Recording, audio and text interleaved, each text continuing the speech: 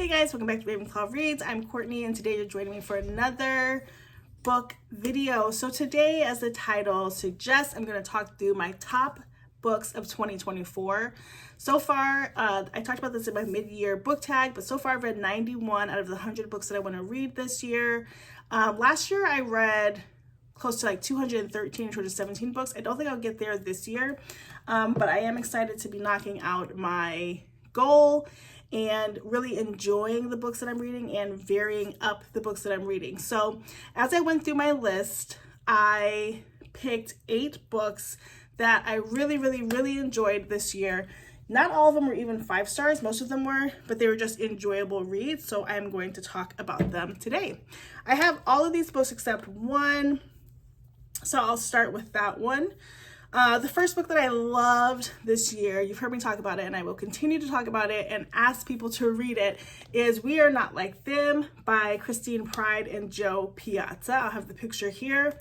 This book follows 2 lifelong friends, one black, one white, and they've never had to really deal with race before. Obviously it's a factor, but not within their friendship or anything they've had to like really deeply dive into.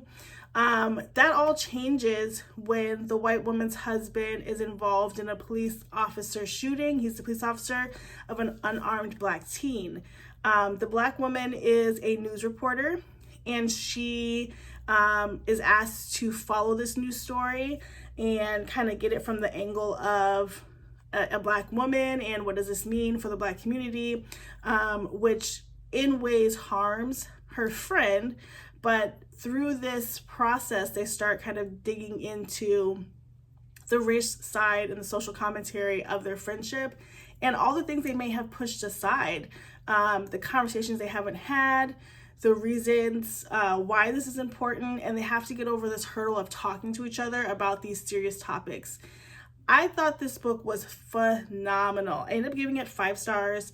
I've talked about it so many times on my channel, and I heard about it because Joe Piazza was on my favorite podcast, Second Stony Brook, because she was promoting her other book, The Sicilian Inheritance, and she talked about, they talked about this book, and I was like, I have to read it, and I literally devoured the book and recommend it so many times. It's just a really great book. I think the social commentary is on point without being, I think it's for a broad audience, right? Like anybody could read this. And I also think it's just apropos for the times that we're in. And so I highly recommend it. My only qualm with this book, and I did not take off stars for this, my only qualm with this book was that it ended in such a nice, pleasant way. And I just thought that was not realistic to the book and the path that we were going on. So that would be my only complaint. The next book I will talk about is The Counselors by Jessica Goodman. I read this earlier this year and I was so excited to dig into this. I actually picked it up on a whim because sorry, I'm trying to find my rating for it, because I think it was like in a book slump. I was looking for something to read and decided this would be what I would pick. I gave it 5 stars, and this was one of those $5 books that you get from Barnes when you buy something from the cafe. And I bought it last summer and just decided, hey, this will be something that I want to read. So I picked it up, loved it. It's not that long, but it's like a mystery thriller. But basically, in this story, we follow Goldie. And Goldie is a camp counselor. She's like in her late teens, like 18, 19. And she's convinced that she's pretty much going to be in her small town forever. She's like a townie. And the camp summertime is like the best time where she gets to see friends that also work at the camp that she grew up with or have left and gone to college. But she has a secret and the secret is making it so that she cannot move forward with her life, and that secret starts to pop up at the camp. So just to give you a little background, let's see, Goldie has never felt more at home at camp, and now she's back as a counselor, desperate for summer to start and her best friends, Ava and Ava and Imogen to arrive, because Goldie has a terrible dark secret she's been holding, and she's more in need of their comfort than ever. But Goldie's not the only person at camp who has been lying. When a teen turns up dead in the lake late one night, she knows that the death couldn't have been an accident. She knows that Ava was at the lake that same night. Asking questions offers no answers, only broken bonds of lifelong friendship with hidden danger and betrayals deeper than Goldie ever imagined. So this book, like I said, it has a couple secrets. There is a death. They have to figure out who did it. The twist at the end was phenomenal. Really like that. But it's just a good paced YA mystery thriller. And it was unsuspecting. I didn't think I was going to like it, but I really did. So that is The Counselors. Next up is a couple of Book of the Month Club picks. First is Happily Never After by Lynn Painter. You guys know I'm such a Lynn Painter fan. I really enjoy her writing style. This book is an adult book, right? So usually she does YAs. She does both, but this one's adult. And this one follows, let me get their names so that I don't confuse you. This one follows Sophie and Max, and Sophie hires Max to be the objector at her wedding. And basically, she's at the wedding with the guy that she doesn't want to be married to. And Max's job is to be hired by grooms or brides who don't want to be married, and they don't want to like create chaos. So he's the objector. He stands up when it's time to see, does anybody object to this marriage? And he gives some information that he has, like, I know you cheated, or I know this, that, the other, and it kind of just dissolves the marriage before it even happens. And so after this happens to Sophie, she's intrigued by Max and the role that he has, and she decides, well, I guess he decides that he's going to recruit her for a couple of jobs, and then she decides getting really into it. And from there, they just start a friendship that becomes like a cynical love story, but obviously it all ends well. I thought this book was expertly written. It was the right length. 278 pages for a romance is beautiful. Had a great pace. The characters were funny, and it was just a really light, exciting read. It's not like fingernail biting exciting. It's just like, okay, like kicking my legs, getting excited. So I highly recommend this book as well. Next up is Ready or Not by Kara Bastone. I've talked about this book a little bit on my channel, and this book is really good. I'm going to give this one 5 stars too. I like this book because it's unsuspecting. It is a romance, but not really. So our main character, Eve, has a one-night stand and ends up pregnant, and she has her best friend and her best friend's brother that are helping support her through this time. She definitely wants to keep the baby, but she's not totally invested in forcing a marriage or forcing a relationship that's not authentic, especially with a one-night stand. However, she does feel like it's appropriate to talk to the one-night stand and like tell him what's going on. So she goes to the baby daddy, and he owns a bar, and he is obviously in shock that she's pregnant. But he has a girlfriend. Now, he and his girlfriend were on a break when she got pregnant, so he didn't technically cheat, but he's not in a place where he can like do more than just support the baby. And what I liked about this book is that's not usually the trope we see, right? We see that the one night stand comes around and he wants to be married to the mother of his child. They start to date or something, and that is not this book, which I love. In fact, we see Eve's best friend Willa, her brother, step in to help Eve sort of process all that's going on in her life, but also to just be emotional support for her during the time of the pregnancy, and things go from there.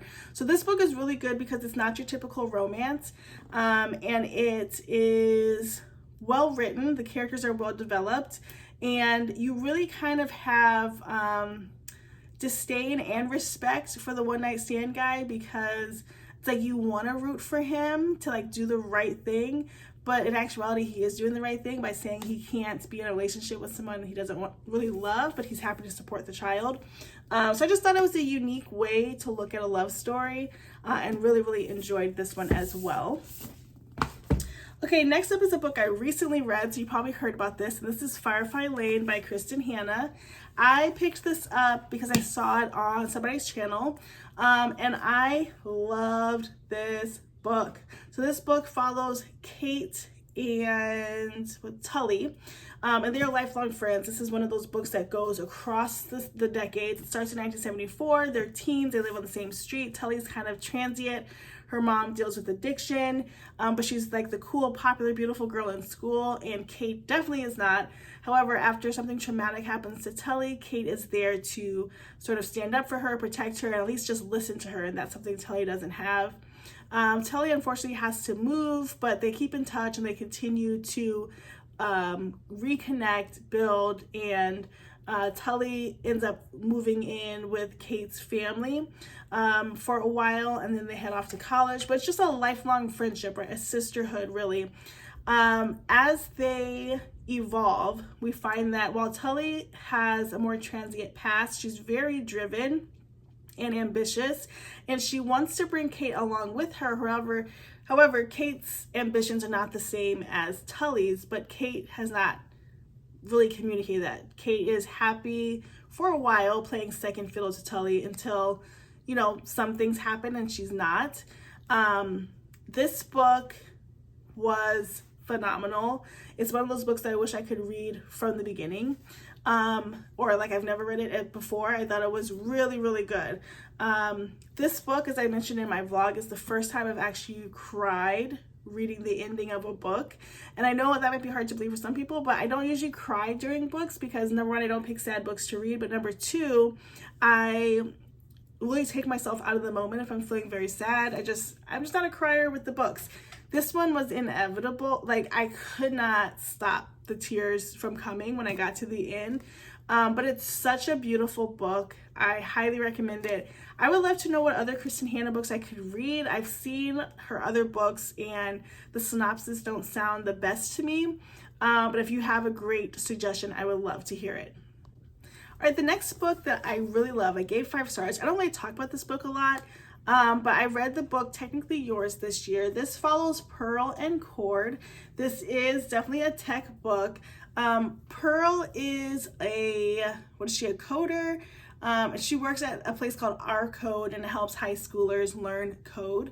But there's a bit of a scandal that happens at R Code, and Cord comes in to sort of help navigate this and I guess kind of like merge companies a bit. Now, Cord and Pearl met randomly 8 years, ago prior to the start of this book, and he really thought she was beautiful and liked her from that point on. But now that they're back in each other's spaces, they don't know, like, should they do a workplace romance or how will that go? It's a really great rom-com type book. I liked that there was like a tech aspect to it where it wasn't just the male being a tech guy and the woman was like a baker or something, but they're both in that tech space. And if I remember correctly, there are some steamy scenes in here and they were really top notch, so definitely recommend that. But it was just overall a really great book. Like I said, I don't talk about this enough, but this would be one that I probably would reread, which a while ago I had said I'm not really much of a rereader, but I'm becoming one because there's so many great books that I read maybe quickly or just want to feel again, and this might be one of them. Next up is Next Door Nemesis. This is by Alexa Martin. I picked this up because it just sounded good to me, but it really follows one of my favorite tropes, which is the hometown girl kind of hits rock bottom, goes home, and falls in love with, someone from her past. So in this story, we're following Collins and Nathaniel. Collins is the one who hits rock bottom. She's moving back home to her hometown in her parents' house, and she kind of finds her high school nemesis, Nathaniel. Now, they're not, it's not like they were at odds all the time in high school. I think basically like he was very popular, maybe she wasn't, and it just kind of spiraled from there, so he is labeled as the nemesis. And what happens is they kind of start poking at each other when Collins first moves there, and then There's the option for a new board president on their block, and Nathaniel is just shoo-in for it, and Collins decides she's going to ruin that and become his running opponent. Hilarity ensues with this because obviously she doesn't own a home in the area, but she wants to be the HOA president basically, and in competing against Nathaniel, she gets to know him as an adult, and sparks fly. Next thing you know, bada bing bada boom, it's a romance. So this was a very cute book, very lighthearted. What is it? It's about 340 pages, which is not bad for a romance. It's got a nice floppy type texture. So I highly recommend this book as well. I also want to say it's interracial.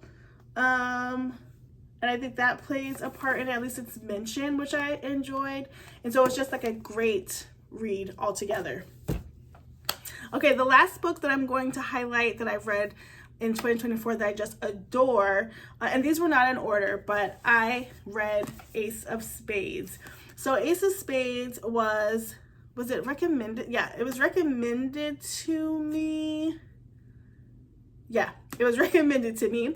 And I picked it up and absolutely loved it. This book follows two students at Nivius Private Academy, Devin and Chiamaka. They are both of African descent and pretty popular within the school.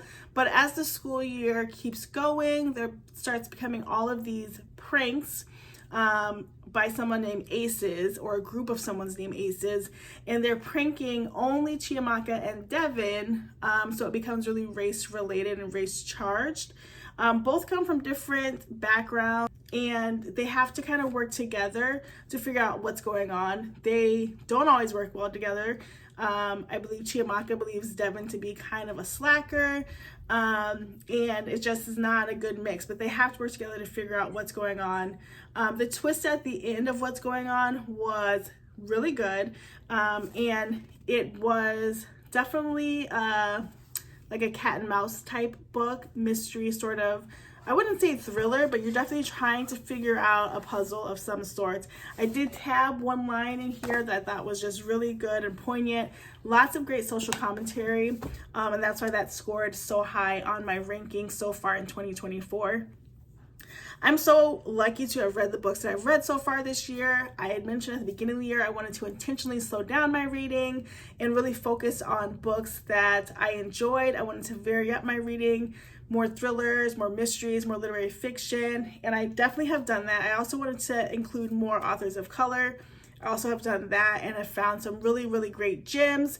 So I'm looking forward to more great reads in 2024. It was hard to narrow down just these on my list, but I always have my Goodreads link down below if you're interested to see what other books I've read in 2024. Feel free to check it out. Otherwise, that is it for now. Comment down below if you've read any of these books or your thoughts or a top book / recommendation for me. As always, thank you so much for watching. Please like, comment, and subscribe. Remember, subscribing costs nothing. I'm so close to 1,000. Let's help push this forward. Thank you for always being a part of my small community, and we'll see you next time.